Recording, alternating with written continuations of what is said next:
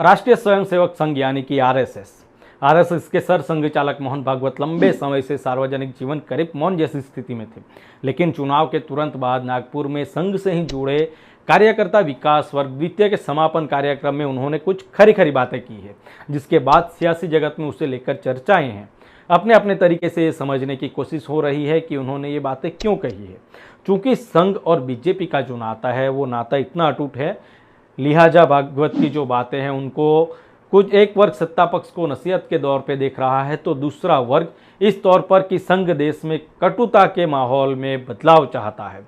संघ को जानने वाले एक सीनियर टीवी जर्नलिस्ट कहते हैं कि संघ और बीजेपी में आमतौर पर कभी कोई विवाद रहता नहीं। अगर कोई मतभेद आते भी हैं तो वो उसे पर्दे के पीछे ही सुलझा भी लेते हैं। वो ये भी मानते हैं कि संघ कभी बीजेपी के किसी कार्यविधि या गतिविधियों से हाथ नहीं खींचता, उसमें सहयोग भी देता है और नज़र भी रखता है। उनका मानना है कि संघ और बीजेपी में मतभेद की खबरें जानबूझकर भ्रम में रखने के लिए फैलाई जाती हैं। आरएसएस प्रमुख मोहन भागवत चुनाव के दौरान करीब शांत रहे। उससे पहले भी उन्होंने देश के हालात या मुद्दों पर कोई खास प्रतिक्रिया नहीं दी है।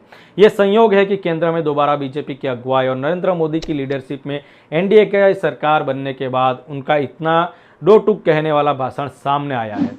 हैरानी इस बात पर भी है कि भागवत तमाम मुद्दों पर बोलते तो रहे हैं, लेकिन उनका इतना दो टूक और खरा खरा भाषण शायद पहली बार सार्वजनिक तौर पर किसी कार्यक्रम में ना केवल दिया गया, बल्कि संघ ने उसे अपने सोशल मीडिया प्लेटफॉर्म में प्रमुखता से जगह भी दी है। एक्स में यानी कि ट्विटर में संघ के आधिकारिक हैंडल पर भागवत के भाषण को प्रमुखता से पोस्ट किया गया। अगर इसके लब्बो लुआब को जाने तो इसके 5 पॉइंट्स निकलते हैं। उन्होंने कहा कि बयानबाजी से बच्चे और काम करें और चुनाव मोड़ से निकले। प्रत्यक्ष तौर पर देखें तो ऐसा लगता है कि जैसे उन्होंने ये कहा कि चुनाव प्रचार में जिस तरह एक दूसरे को लताड़ने, तकनीक का दुरुपयोग करने के साथ असत्य को प्रसारित करने का जो काम हुआ है वो ठीक नहीं है। ऐसा लगता है कि उनकी इस बात के निशाने पर प्रधानमंत्री नरेंद्र मोदी पर हैं, जिन पर विपक्ष ने नकारात्मक बयानबाजी करने, वैमनस्य फैलाने और तथ्यों से परे चुनाव का प्रचार का आरोप लगाया है। तो बीजेपी ने यही बात विपक्षी दलों के लिए कही। दरअसल भागवत अपनी इस बात से सभी को नसीहत दे रहे हैं कि अब चुनाव हो चुका है। चुनाव में आरोप प्रत्यारोप के बाद देश का माहौल तनावपूर्ण हो जाता है। उनके निशाने पर केवल बीजेपी को नहीं समझा जाना चाहिए, बल्कि समूचे विपक्ष को भी माना जाना चाहिए।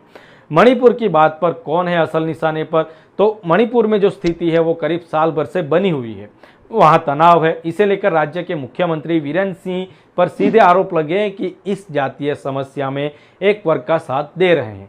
वहाँ हो रही व्यापक हिंसा के बाद भी केंद्र को जो कार्रवाई करनी चाहे वो उन्होंने नहीं की। इसी वजह से मणिपुर लगातार आग में जल रहा है। भागवत ने भाषण में कहा कि 10 साल पहले मणिपुर अशांत था, फिर पिछले 10 सालों तक शांत रहा। वहाँ का पुराना बंदूक कल्चर खत्म हो चुका था, लेकिन फिर वो हिंसा की राह पर चल पड़ा। वो कहते हैं अचानक जो कलह उपजा या उपजाया गया उस पर कौन ध्यान देगा, इस पर प्राथमिकता से विचार करना होगा। ये कहकर भागवत साफ तौर पर केंद्र की यूपीए सरकार और मणिपुर की पिछली राज्य सरकारों को गठगड़े में खड़ा कर रहे हैं। अगर वो कहते हैं कि 10 सालों तक ये राज्य शांत रहा तो वो उसका श्रेय मौजूदा केंद्र और राज्य की सरकार को ही देते लग रहे हैं। ये समझा जाना चाहिए कि संघ भी मानता है कि बाहरी तत्वों के जरिए मणिपुर में हिंसा का ये खेल खेला गया। हालांकि वो चाहते हैं कि अब मणिपुर को प्राथमिकता में रखकर इससे निपटा जाए। हो सकता है कि भविष्य में आपको वहां संघ अपनी गतिविधियां बढ़ाते हुए व्यापक तौर पर काम करता नजर आए। सब अभी नॉर्थ ईस्ट में संघ काफ़ी काम कर रहा है, लेकिन उसकी वो मौजूदगी मणिपुर में नहीं है। राज्य में पिछले कुछ सालों में ईसाई मिशनरियों का प्रसार और असर भी बढ़ा है। भागवत ने अपने भाषण में संसद से लेकर सियासी जगत में सत्ता पक्ष और विपक्ष में सहमति बनाने की बात अगर कह रहे हैं तो ये नसीहत तो मोदी सरकार को ज़्यादा लगती है, जिन्होंने पिछले 10 सालों में प्रचंड बहुमत के बाद विपक्ष के स्वर को अनसुना किया है। ये आरोप भी उन पर लगते रहे हैं। लोकतंत्र में सत्ता पक्ष से सवाल करना जायज और स्वस्थ लोकतंत्र की निशानी मानी जाती है। भागवत अगर ऐसा चाह रहे हैं तो कहना चाहिए कि मौजूदा हालात में उसे लगता है कि मोदी और उनके नेताओं को संसद और बाहर टकराव से बचते हुए काम करना चाहिए। हालांकि ये बात भी दिगर है कि वर्ष 2014 में सत्ता में आने के बाद से पहली बार मोदी सरकार अल्पमत में है, लिहाजा विपक्ष के साथ टकराव के साथ चलना उनकी राह में दिक्कतें ज़्यादा लाएगा। विपक्ष को विरोधी नहीं प्रतिपक्ष कहें। पिछले 10 सालों में देश के सियासी माहौल में कटुता बढ़ी है। सत्ता पक्ष और विपक्ष के बीच दूरी बढ़ी है। संघ प्रमुख भागवत ने भाषण में कहा कि विरोधी पार्टियों को विपक्ष बजाय प्रतिपक्ष कहना चाहिए। प्रतिपक्ष का अर्थ होता है अपना ही दूसरा पक्ष। हमारी प्राचीन संस्कृति में सत्ता पक्ष से सवाल पूछने वाले दूसरे पक्ष को प्रतिपक्ष ही कहे जाने की परिपाटी थी। अपोजिशन अंग्रेजी का शब्द है जिसका अर्थ विरोधी या विपक्ष होता है। अब तक हमारे संसदीय लोकतंत्र में सत्ता पक्ष के अलावा दूसरे पक्ष को विपक्ष ही कहते हैं, लेकिन ये देखना चाहिए कि लोकतंत्र में सत्ता पक्ष और विपक्ष के बीच पहले एक गरिमापूर्ण आचरण रहता आया था जो पिछले कुछ दशकों में खत्म हुआ है।